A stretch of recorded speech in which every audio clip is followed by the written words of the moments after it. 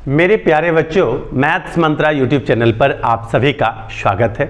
आज हम लोग जानेंगे कि बोर्ड एग्जाम 2024 खासकर क्लास 10 के लिए कि क्या होने वाला है, खास कैसे परीक्षा दें ताकि ज़्यादा से ज़्यादा नंबर प्राप्त करें।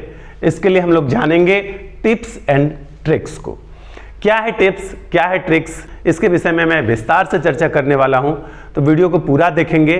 और यदि अभी भी आपने चैनल को सब्सक्राइब नहीं किया है तो चैनल को सब्सक्राइब कर लेंगे और वीडियो को लाइक भी करेंगे और अपने दोस्तों को शेयर भी करेंगे। तो आइए जानते हैं बोर्ड एग्जाम से रिलेटेड में कि कैसे लाएं ज़्यादा नंबर, इसके लिए क्या है टिप्स और क्या है ट्रिक्स।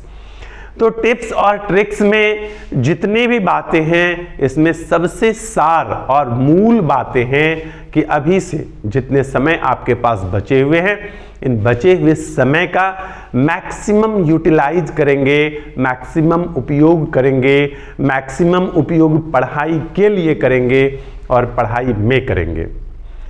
अब और क्या करना है, तो यहां पर आती है कि सर पढ़ाई तो करते ही हैं, लेकिन पढ़ाई करने के तरीके भी जानने होंगे। यदि आप भोजन करते हैं तो भोजन का उतना उपयोग शरीर नहीं कर पाएगा।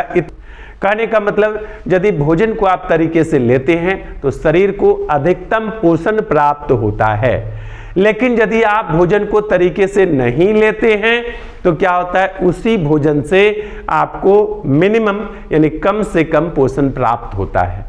पढ़ाई की भी यही विधियां हैं। समय तो हम आप सब लोग मिलकर देते ही देते हैं, लेकिन यदि तरीके से समय नहीं दे रहे हैं, उसका एक निश्चित नियम कायदा बनाकर नहीं रखे हैं, तो उसका जो आपको बेनिफिट मिलने वाला है, उसका जो लाभ मिलने वाला है, वह अधिकतम ना हो करके न्यूनतम हो जाएगा, ज़्यादा से ज़्यादा ना हो करके कम से कम हो जाएगा। तो हम जो भी पढ़ते हैं उसका ज़्यादा से ज़्यादा लाभ हमें कैसे मिले, इसी के लिए हमने कहा कि जाने टिप्स और ट्रिक्स को। तो शुरुआत करते हैं टिप्स एंड ट्रिक्स की बातों को। तो टिप्स एंड ट्रिक्स में सबसे पहला टिप्स और ट्रिक्स यही है कि आप एकाग्रचित होएं।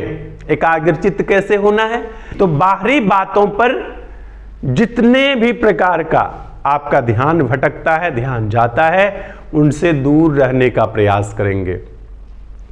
जैसे कोई दोस्त है, रिश्तेदार है, यार है, सबको भुला जाइए, क्योंकि समय के साथ बड़े होने के क्रम में बहुत सारी चीजें आपका छूट जाएगा और फिर नए दोस्त मिलेंगे, नए साथी होते चले जाएंगे। अभी आप 10th में हैं, 11 में जाएंगे, कॉलेज में एडमिशन होगा, आप दूसरे कोचिंग में पढ़ने लगेंगे, फिर आपका दोस्त यार सब कुछ बदल जाता है। इसलिए किसी के प्रति मोह ममता बिल्कुल भी ना रखें और स्वतंत्र हो जाएं। पहले स्वतंत्र का मतलब होता है कि किसी से बात करने, किसी से मिलने और किसी पर आश्रित होना छोड़ दीजिए। यह अंतिम क्षण है।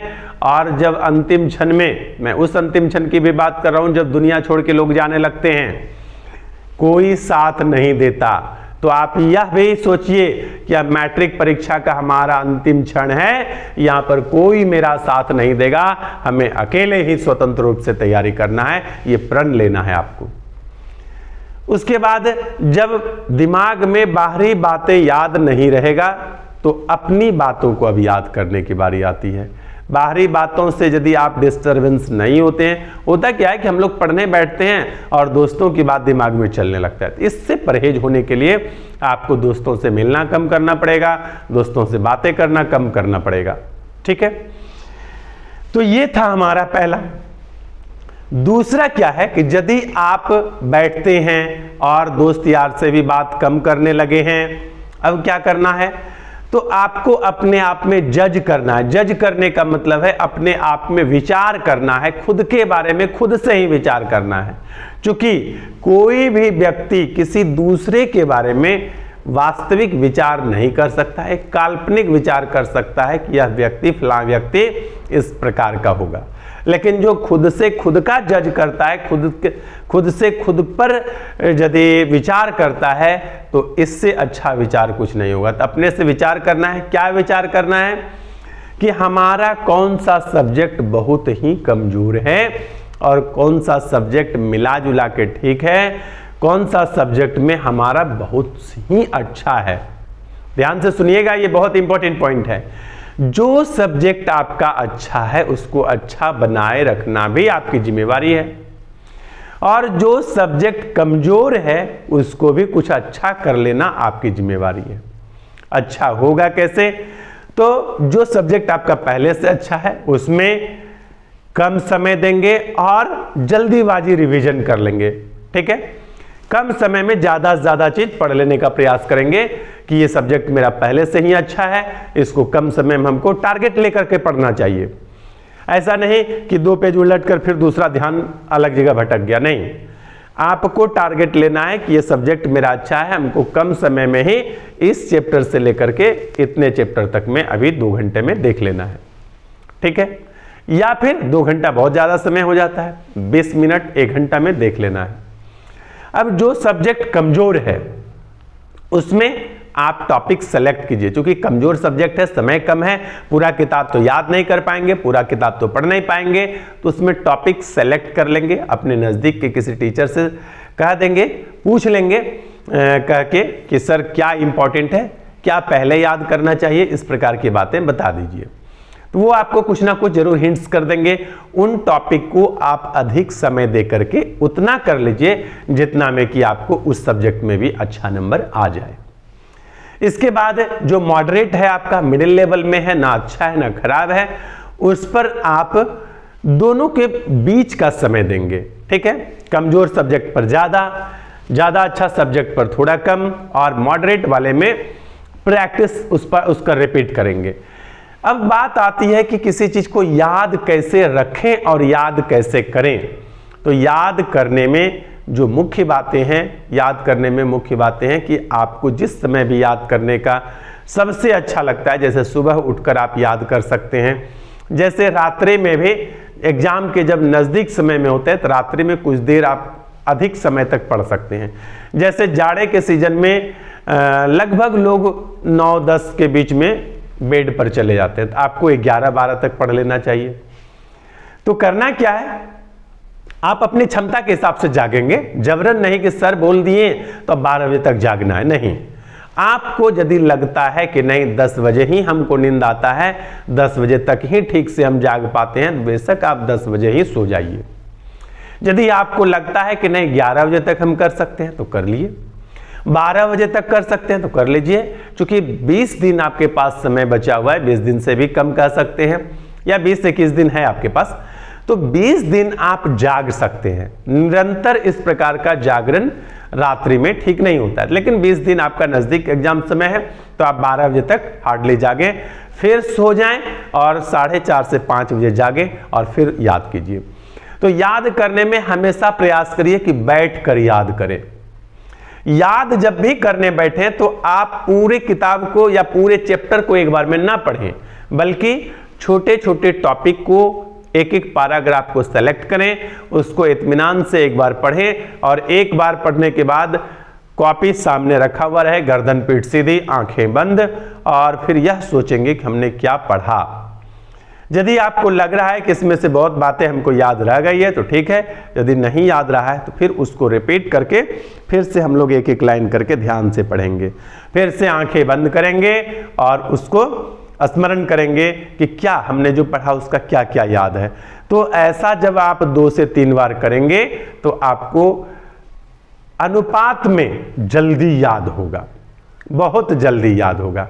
इसी प्रकार से दूसरा क्या, किसी भी चीज को, साइंस को यदि पढ़ते हैं तो साइंस को याद करने का तरीका अलग होता है, और यदि किसी आर्ट्स के सब्जेक्ट को पढ़ते हैं तो उसके याद करने का तरीका अलग होता है। साइंस में जो याद करते हैं तो उसका कंसेप्ट होता है, कंसेप्ट यदि ध्यान में रहता है तो याद जल्दी होगा, और यदि आपको याद है तो कंसेप्ट आपका क्लियर रहेगा। दोनों एक दूसरे के पूरक होते हैं।